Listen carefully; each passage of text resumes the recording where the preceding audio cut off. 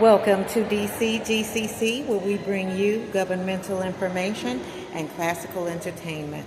I am Governor Dr. Elizabeth Samantha Rothschild, Judge, Governor of the Federal Estate of Washington, District of Columbia, here with yet another Executive State of Emergency update.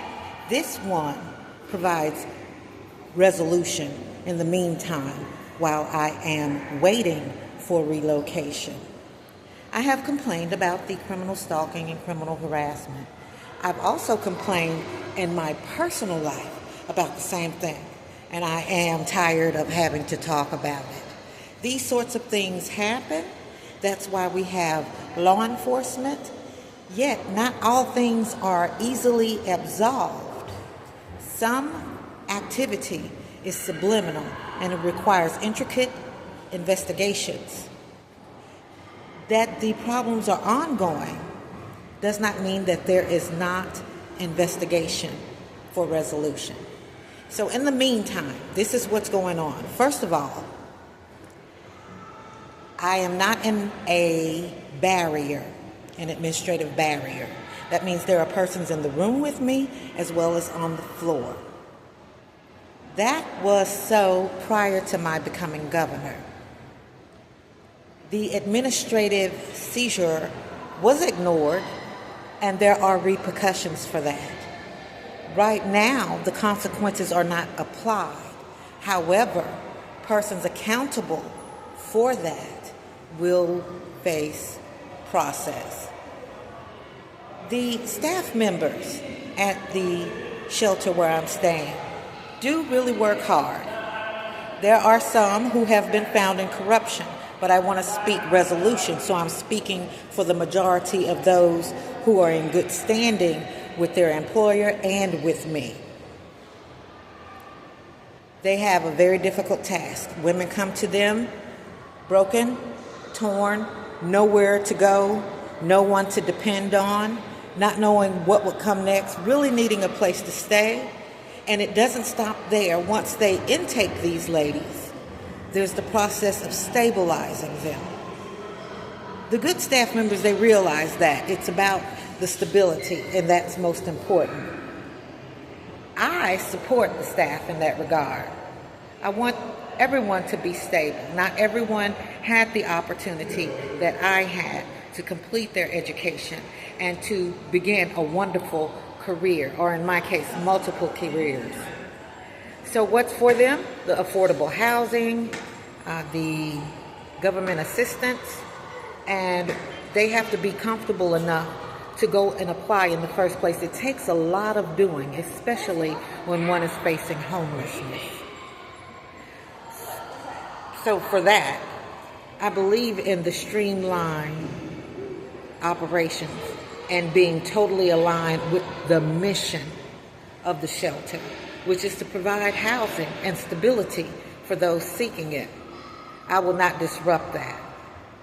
Anything that was ignored from my orders or misconstrued, I'll deal with that at a later time. It's not important enough to uproot a bunch of people who really need stability. Another thing is the staff runs the shelter, not me. I am, in my personal business, the owner of an acquisition to take over Catholic Charities, and it is in process, which includes In Street Village, which runs all of the shelters. I don't own it yet, and I'm not going to start micromanaging or usurping anyone's authority. I don't do that as the governor. I won't do that as a corporate executive.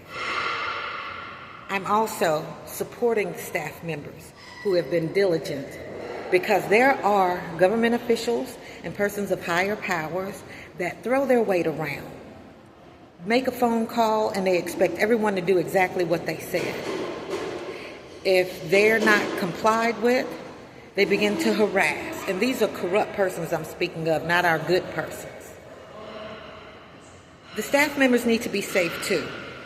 And some of it has to do with not understanding the governmental hierarchy and having such a unique chain of command in the homeless network being a subsidiary of an organization, a unit of a subsidiary of an organization. I don't believe in usurping authority or throwing my weight around. It is what it is. What I say, I mean.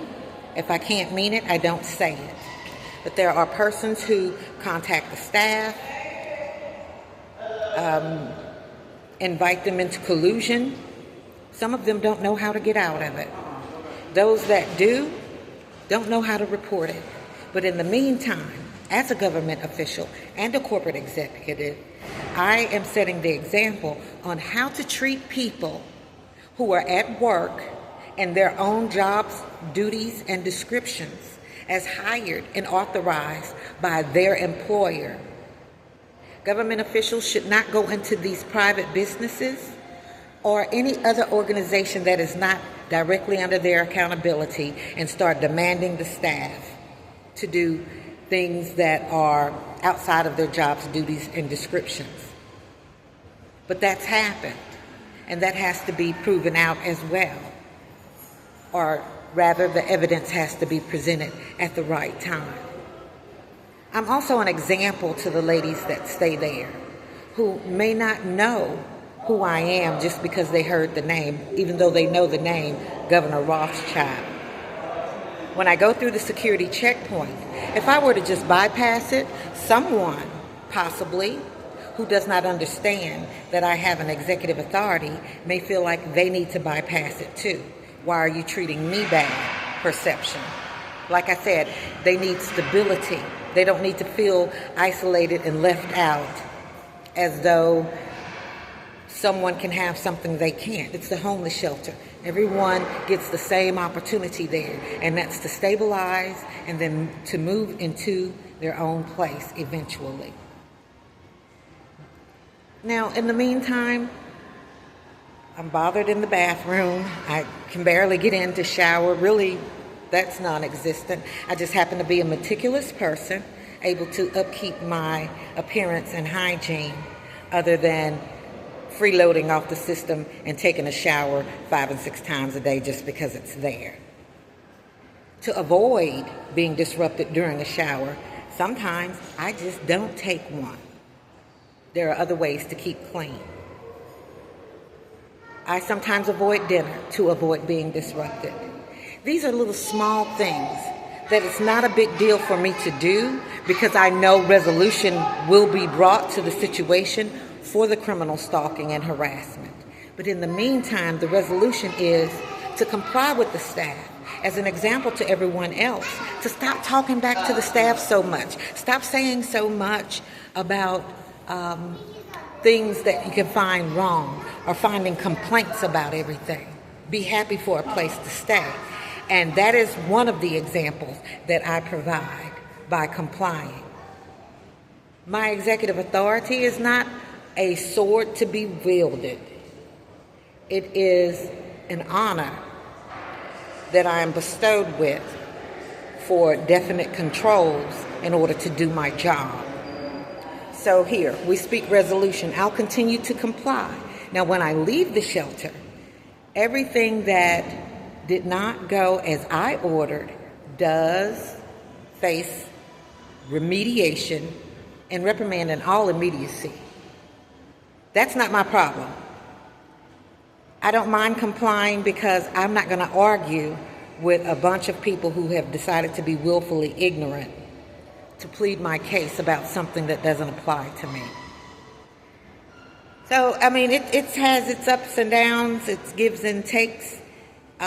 It's sad that we were not able to settle things in order to set up a barrier there, which is legal, and it was ordered, and that the order was defied, then that's criminal activity and federal offense. It is not my fault for anyone to face remediation at the federal capacity once I leave the shelter. But in the meantime, I'm just keeping everything cool so that when I do relocate, the reports can go up as they are.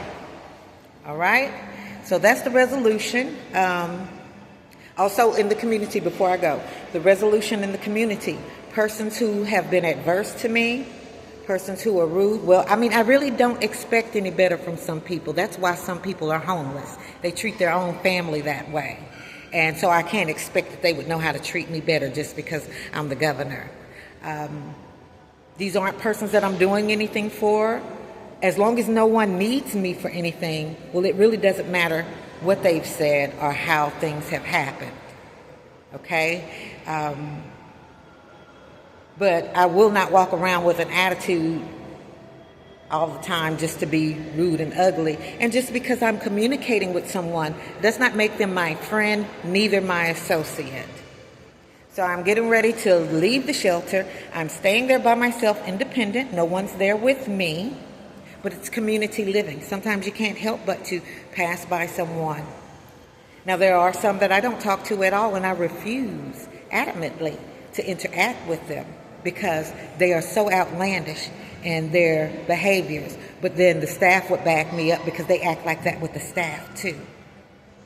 So there's some people that I don't deal with, but those who can be amicable and I can influence them in any way, well, forgiveness means to send away. So I forgive by sending away their offenses to the paperwork to be dealt with at a later time. And whatever way I can smooth the community for everyone and make it more likable and pleasant, that is what I do in the meantime. So I don't want to complain so much about the criminal stalking and harassment. Just know that it happens and that is the reason why I'm relocating from that place instead of just ordering a barrier. I don't give people a second chance to make a second offense. They made the first federal offense. We'll leave it at that. Let's go somewhere else. They should have complied immediately or in all immediacy, and they didn't. So there's no chance now to say, oh, let's create this barrier. It's much too late for that. So that's the gist of it. And the next update will be back on point with business, and we are moving forward through this executive state of emergency to bring it to an end sometime after I relocate. You all have a great day.